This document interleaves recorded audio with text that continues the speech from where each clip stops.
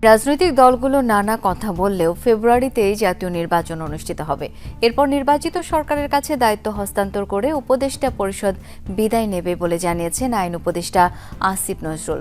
বলেন, ঘোষিত সময়ে নির্বাচন আয়োজনের জন্য সব প্রক্রিয়া চলছে।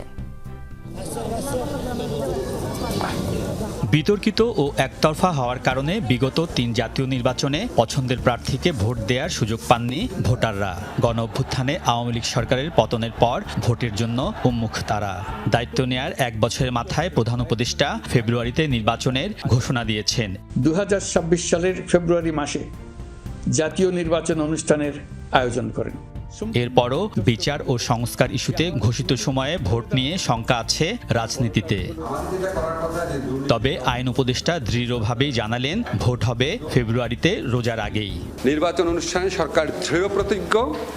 সকল কিছুই আমাদের যত স্টেপস আছে সকল কিছু আমরা মাথার মধ্যে এটাই রাখছি যে ফেব্রুয়ারিতে নির্বাচন, আমরা ফেব্রুয়ারিতে চলে যাব। আমাদের স্যার একজন সর্বজন স্বীকৃত একজন বিশ্ব পর্যায়ে নন্দিত মানুষ, উনি নিজে ঘোষণা করেছেন এবং ওনার এই ঘোষণার থেকে আমাদের পিছিয়ে আসার বিন্দুমাত্র চিন্তা নাই। নির্বাচন নিয়ে রাজনৈতিক দলগুলো নিজেদের স্বার্থে নানা বক্তব্য দিলেও এ নিয়ে উদ্বিগ্ন হওয়ার কিছু নেই বলে জানিয়েছেন ডক্টর আসিফ নজরুল। রাজনৈতিক দল তো বিভিন্ন উদ্দেশ্যে বিভিন্ন কথা বলে এবং ওইটা তো একটা রাজনীতির প্রক্রিয়া। আপনারা তো এটা সবসময় দেখছেনই। এখন বাংলাদেশে যারা ট্র্যাডিশনালি যে সমস্ত রাজনৈতিক কথাবার্তা হতো, এখনও ঠিক ওই রকমভাবেই কথাবার্তা হচ্ছে। কথাবার্তা খুব বেশি গুণগত পরিবর্তন হয় নাই। ফলে নির্বাচনের সময় নিয়ে কে কী বললো না বললো, এটা আপনার রাজনৈতিক প্রক্রিয়ার অংশ হিসেবেই দেখবেন।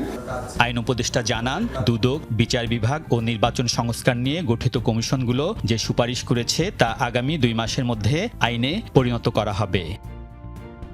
আলমগীর স্বপন, যমুনা নিউজ, ঢাকা।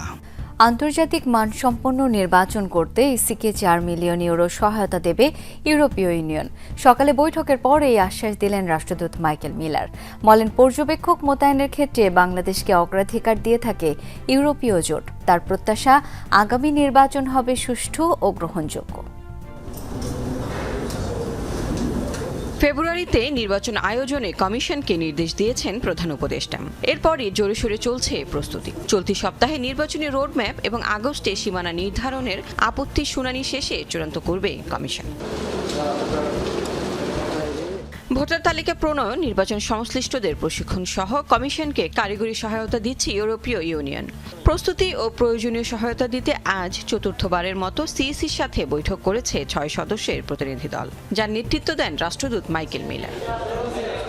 বৈঠক শেষে তিনি জানান, সুষ্ঠু নির্বাচন আয়োজনে কারিগরি ও প্রযুক্তিগত সহায়তার পাশাপাশি আর্থিক সহায়তা দেবে ইইউ। তাছাড়া গণতান্ত্রিক উত্তরণে বাংলাদেশকে সমর্থন করে আগামীতে ইসি ও সরকারের সাথে আরও আলোচনা হবে। আস্থা অর্জনে ইসিকে বিশেষ যোগ্যতা বাড়াতে হবে। আন্তর্জাতিক মানসম্পন্ন নির্বাচন করতে ইইউ ৪ মিলিয়ন ইউরো দেবে কমিশনকে। আগামী দিনগুলোতে দৃশ্যমান ও বাস্তব পদক্ষেপ গ্রহণ করতে হবে কমিশনকে, যাতে এই নির্বাচনের বিশ্বাসযোগ্যতা নিশ্চিত করা যায়। এ নিয়েও আমরা কাজ করব। জানান, সেপ্টেম্বরে বাংলাদেশে একটি বিশেষজ্ঞ দল আসবে। নির্বাচনে ইইউ পর্যবেক্ষক পাঠাবে কিনা সেই সম্ভাব্যতা যাচাই করবে তারা। নির্বাচনের পর্যবেক্ষক মোতায়েনের ক্ষেত্রে রাজনৈতিকভাবে বাংলাদেশ ইউরোপীয় ইউনিয়নের জন্য অগ্রাধিকার ভিত্তিক দেশ। নির্বাচনের আচরণ পর্যবেক্ষণে আমাদের মূল লক্ষ্য থাকবে এখানকার প্রতিষ্ঠানগুলোর স্বাধীনতা, কার্যকারিতা ও জবাবদিহিতা নিশ্চিত করা। নির্বাচন অনুষ্ঠানের ব্যাপারে অভিজ্ঞতা আছে বাংলাদেশে, তবে নির্বাচন পরিচালনার ক্ষেত্রে বিগত ভোটগুলো নিয়ে প্রশ্নও আছে, মনে করিয়ে দেন মিলার। তার প্রত্যাশা, আগামী নির্বাচন হবে গ্রহণযোগ্য ও আন্তর্জাতিক মানসম্পন্ন। লাভলি বিথি, যমুনা নিউজ, ঢাকা। জুলাই সনদ নিয়ে আদালতে কোনো প্রশ্ন তোলা যাবে না, অঙ্গীকারনামায় ২টি ধারা সহ সনদের সূচনা ২, ৩, ৪ নম্বর দফা নিয়েও আপত্তি জানিয়েছে বিএনপি। দলের স্থায়ী কমিটির সদস্য সালাউদ্দিন আহমদ বলেন, সংবিধান সংশোধন ছাড়া ঐক্যমত্য হওয়া বাকি বিষয়গুলো এখনই অধ্যাদেশের মাধ্যমে বাস্তবায়ন সম্ভব। ফেব্রুয়ারিতে নির্বাচন নিয়ে দলের কোনো সংশয় নেই বলেও জানান বিএনপি নেতারা। এছাড়া কেন্দ্র ভোটার বান্ধব করারও দাবি তুলেছেন দলটির নেতারা। 4.5 দশকে পা রাখল স্বেচ্ছাসেবক দল। 1980 সালে প্রতিষ্ঠিত সংগঠনটির এবারে স্লোগান সংকটে দুর্যোগে মানুষের পাশে থাকার অঙ্গীকার। প্রতিষ্ঠাবার্ষিকীতে সংগঠনের সাবেক ও বর্তমান নেতাদের নিয়ে দলের প্রতিষ্ঠাতা জিয়াউর রহমানের সমাধিতে শ্রদ্ধা জানান বিএনপির সিনিয়র যুগ্ম মহাসচিব রুহুল কবির রিজভী। পরে তিনি বলেন, সুষ্ঠু নির্বাচন আয়োজনে ইসিকে রাজনৈতিক উদ্দেশ্যমূলক সব সিদ্ধান্ত বাতিল করতে হবে। রাজনৈতিক উদ্দেশ্য পরিণত হয়ে যে ভোট কেন্দ্রগুলো করা হয়েছে সেই ভোট কেন্দ্রগুলি বাতিল করে নতুন করে ভোটের জনগণের বিন্যাস দেখে এবং সত্যিকার অর্থে ভোট কেন্দ্র তারা নতুনভাবে ঘোষণা করবেন। এদিকে সমসাময়িক রাজনৈতিক পরিস্থিতি নিয়ে সাংবাদিকদের সাথে নিজ বাসায় মতবিনিময় করেন বিএনপির স্থায়ী কমিটির সদস্য সালাউদ্দিন আহমদ। জানান, ফেব্রুয়ারিতে নির্বাচন নিয়ে বিএনপির মধ্যে কোনো ধরনের সংশয় নেই। নির্বাচন আগামী 2026 সালের ফেব্রুয়ারির প্রথমার্ধেই হবে ইনশাআল্লাহ। নির্বাচনের প্রস্তুতি প্রায় শেষ পর্যায়ে এবং বেশ কয়েকজন উপদেষ্টা খুব দৃঢ়ভাবে উচ্চারণ করছেন গত কয়েকদিনে। এটা নির্বাচনে আমাদের কোনো সংশয় নেই। যারা নির্বাচন নিয়ে বিভিন্ন কথাবার্তা হয়তো মাঠের বক্তৃতায় বলছেন, তারা হয়তো এটা নির্বাচনের কৌশল হিসেবে বিভিন্ন পক্ষকে চাপে রাখার জন্য হয়তো বলতে পারে। জুলাই সনদ নিয়ে বিএনপির অবস্থান ও আপত্তি নিয়েও কথা বলেন তিনি। জানান, অধ্যাদেশ জারির মাধ্যমে আইনগত নানা সংস্কার শুরু করেছে সরকার। কোনো আদালতে প্রশ্ন তোলা যাবে না, এই এখতিয়ার কি আমাদের সংবিধান কাউকে দিয়েছে? কারণ আর্টিকেল 31 অনুসারে কনস্টিটিউশনের এটা যে কোনো নাগরিকের অধিকার, আইনের আশ্রয় লাভ করার অধিকার, সেটাকে তো আমরা ভায়োলেট করলাম। তাহলে আদালতে যে কোনো আদালতে প্রশ্ন উত্থাপিত হবে না, এই বিষয়টা আমার মনে হয় এইভাবে উল্লেখ করা ঠিক হবে না। এখন যদি বলা হয় যে এই সমস্ত দলিলের সবকিছুই সংবিধানের উপরে প্রাধান্য পাবে, তো তাহলে পরে এটা একটা ব্যাড প্রেসিডেন্ট সৃষ্টি হবে ভবিষ্যতের জন্য। 2, 3, 4 সূচনায় যেটা ভূমিকা আছে, সেই ভূমিকার এই দুটো নিয়ে আমাদের কথা আছে। রাজধানীতে পৃথক অনুষ্ঠানে দলীয় নেতাকর্মীদের জনগণের সাথে সংযত আচরণের তাগিদ দেন বিএনপি স্থায়ী কমিটির সদস্য নজরুল ইসলাম খান।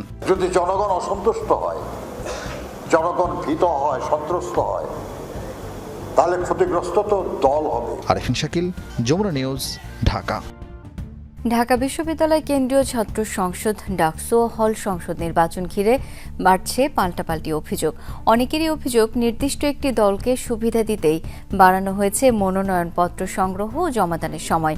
অবশ্য যাদের বিরুদ্ধে আপত্তি, সেই ছাত্রদলের দাবি ভিত্তিহীন এই অভিযোগ। বর্ধিত দিনে 93 জন সহ বিভিন্ন পদে মোট মনোনয়নপত্র সংগ্রহ করেছেন 658 জন শিক্ষার্থী। জমা পড়েছে 103টি। এখন পর্যন্ত শিবির সহ 3টি প্যানেলের পূর্ণাঙ্গ প্রার্থী ঘোষণা করা হলেও ছাত্রদল কিছুই জানায়নি। গণঅভ্যুত্থানের পর এমন নির্বাচনী আমেজ দেশে এই প্রথম। অপেক্ষায় ঢাকা বিশ্ববিদ্যালয়ের প্রায় 40,000 ভোটার বেছে নেবেন ডাকসু ও হল সংসদ নেতাদের। বর্ধিত সময়ে মঙ্গলবার সকাল থেকে মনোনয়নপত্র সংগ্রহ করেন অনেক প্রার্থী। তাদের প্রায় সবাই স্বতন্ত্রভাবে লড়বেন। রাজনীতিটা করেই সবকিছু করতে হবে, বিষয়টা এরকম না। আমার মনে হয় এই বিশ্ববিদ্যালয় যেহেতু একটা প্ল্যাটফর্ম আমাকে দিয়েছে, তো আমার মনে হয় বিশ্ববিদ্যালয়ের প্রতি আমার একটা দায়িত্ব আছে। আমরা যারা স্বতন্ত্র হিসেবে নির্বাচন করছি, আমরা দেখতেছি যে এখন পর্যন্ত লেভেল প্লেইং ফিল্ড আছে। ঢাকা বিশ্ববিদ্যালয়ের একটা বড় অংশ হচ্ছে সাধারণ শিক্ষার্থী, যারা কোনোভাবেই কোনো রাজনৈতিক দলের সাথে সম্পৃক্ত নয়, এবং তারা এমন কাউকেও চায় না যে আসুক যারা নিজেদের দলের এজেন্ডাকে বাস্তবায়ন করবে। অনেকেই মনোনয়নপত্র জমাও দেন। দুপুরে শিবিরের প্যানেল ঐক্যবদ্ধ শিক্ষার্থী জোটের প্রার্থীরাও দেন মনোনয়নপত্র জমা। অভিযোগ, নির্দিষ্ট একটি দলকে সুবিধা দিতেই বাড়ানো হয়েছে জমা সংগ্রহের সময়সীমা।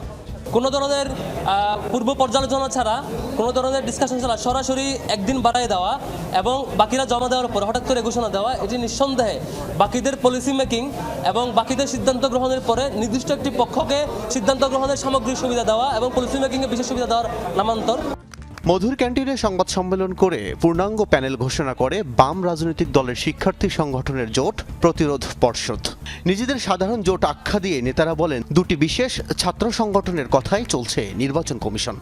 ৭১-এর গণহত্যাকারী শক্তি, ২৪-এর গণহত্যাকারী শক্তি, তাদের বিরুদ্ধে যে যুগপৎ গণতান্ত্রিক আন্দোলন, সেই গণতান্ত্রিক আন্দোলন আমরা গড়ে তুলব এবং সেই গণতান্ত্রিক আন্দোলনের পথে একটি পাথেয় হিসেবে থাকবে এই ডাকসু নির্বাচন। এমন অভিযোগে ডাকসু নির্বাচনের চিফ রিটার্নিং কর্মকর্তা অধ্যাপক মোহাম্মদ জসিমউদ্দিন বলেন, কাউকে সুবিধা দিতে নয়, সবার কথা ভেবেই মনোনয়নপত্র সংগ্রহ ও জমাদানের সময় বাড়ানো হয়েছে। ছাত্র দল অথবা অন্য কোনো দল ডাকসুতে কোনো ইস্যু না। আমাদের এখানে যারা বৈধ ছাত্রছাত্রী তারাই শুধু মনোনয়নপত্র গ্রহণ করতেছে। আমাদের কোনোভাবে জানার কোনো সুযোগ নাই সে কোন দল করে, কোন গ্রুপ করে, কি করে। এই অন্তত ডাকসু ইলেকশন কমিশনের হিসাবে এই জিনিসটা আমাদের কাছে নেই।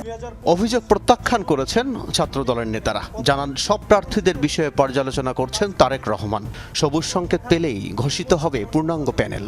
একদম সম্পূর্ণ ভিত্তিহীন এবং বানোয়াট অভিযোগ। আমাদের সকলের ডাটা আমাদের দেশনায়ক জনাব তারেক রহমান নিচ্ছে, অতি শীঘ্রই আপনারা প্যানেল দেখতে পাবেন। আগামী 9 সেপ্টেম্বর ডাকসু নির্বাচনের ভোট গ্রহণ, সেদিনেই ঘোষণা করা হবে ফলাফল। আল আমিন হক অহন, যমুনা নিউজ, ঢাকা। এদিকে দ্বিতীয় দিনের মতো জাহাঙ্গীরনগর বিশ্ববিদ্যালয় কেন্দ্রীয় শিক্ষার্থী সংসদ জাকসু নির্বাচনের মনোনয়নপত্র সংগ্রহ জমা দেন শেষ হয়েছে। দাবির মুখে মনোনয়নপত্র সংগ্রহ জমার সময়সীমা একদিন করে বাড়িয়েছে নির্বাচন কমিশন। বিশ্ববিদ্যালয়ের পাওনা পরিশোধ, লাইব্রেরির ক্লিয়ারেন্স নিতে বিড়ম্বনা পোহানো সহ নানা যুক্তি তুলে ধরে ছাত্রদল সহ কয়েকটি ছাত্র সংগঠন। এরপরই মনোনয়ন জমা ও সংগ্রহের সময়সীমা একদিন বাড়ানোর সিদ্ধান্ত নেওয়া হয়।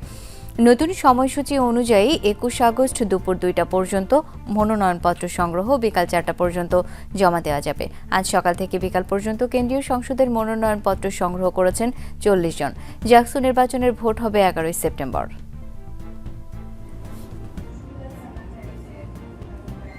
যে লিস্টটা দিয়েছে ভোটার তালিকার আপডেট লিস্ট, সেই লিস্টে আমি একজন বৈধ শিক্ষার্থী, কিন্তু আমার নাম ওখানে অন্তর্ভুক্ত করা হয়নি।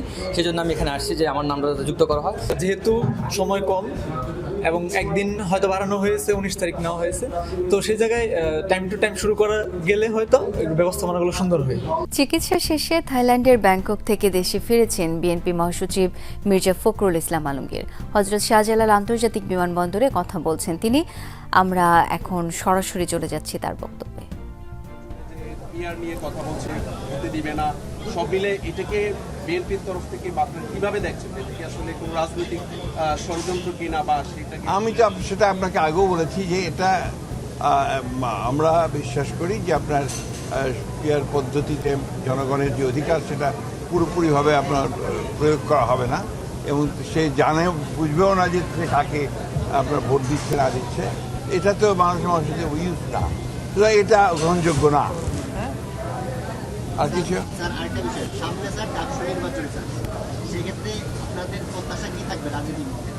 সুষ্ঠু আপনার নির্বাচন হবে এবং ছাত্র সংসদের একটা নির্বাচন যে অবাধভাবে হয় এটা সকলেরই কাম্য। তবে এটা ছাত্রদের ব্যাপার, ছাত্রই ভালো উত্তর দেবে। থ্যাংক ইউ সবাইকে। এই দেখি আজকের মতো সচিবালয়ের সামনে বিক্ষোভ কর্মসূচি প্রত্যাহার করল জুলাই শহীদ তামিমের পরিবার। তাদের দাবি, সদ্য জামিনপ্রাপ্ত যাত্রাবাড়ী থানার এসআই সাজ্জাদুজ্জামানের অবিলম্বে গ্রেপ্তার, বুধবারের মধ্যে 2 বিচারপতির বহিষ্কার এবং আইন উপদেষ্টার শোকজ। অন্যথায় আগামী রবিবার থেকে সচিবালয় বা রাষ্ট্রীয় অতিথি ভবন যমুনা ঘেরাও করা হবে। জুলাই আন্দোলনের যাত্রাবাড়িতে পুলিশের গুলিতে শহীদ হন আরেক পুলিশ সদস্যের ছেলে ইমাম হোসেন তাইম। ওই ঘটনায় মামলার আসামি এক পুলিশ কর্মকর্তা জামিন পেয়েছেন। এতে ক্ষুব্ধ শহীদ পরিবারের সদস্যরা জাতীয় প্রেস ক্লাবের সামনে বিক্ষোভ করেন তারা। সেখানে বিচার নিয়ে সরকারের গাফিলতির অভিযোগ করেন স্বজনরা। সে টাকা খেয়ে হাইকোর্টের সাথে লিয়াজু মেনটেন করে সমস্ত আসামিদেরকে জামিন করে দিচ্ছে।